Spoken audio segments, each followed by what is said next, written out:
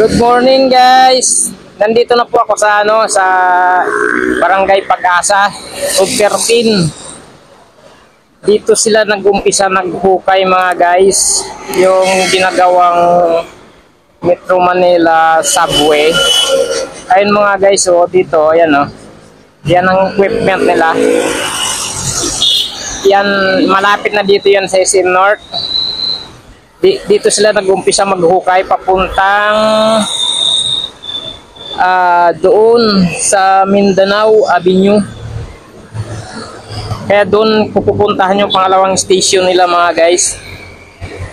Walang ganong tao ngayon kasi holiday. Ayan. So puntahan ko mga guys yung unang station sa Mindanao Avenue. Siguro mga malapit lang ito, mga 3 minutes lang takbuhin. Kaya let's go doon mga guys. Good morning mga guys.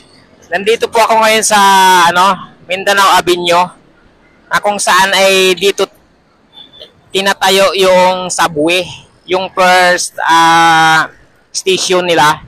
Ito yung kauna-unahang subway sa Pilipinas mga guys. Ayan yung dyan sa gitna. Isusum ko lang konti. Ayan sa gitna mga guys, oh. Diyan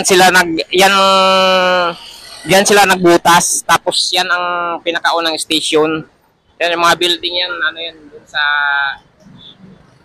SM North, EDSA. Tapos mga guys, dito sa kabila, sa kanan, yan ang pinaka-station nila, yung malaki oh.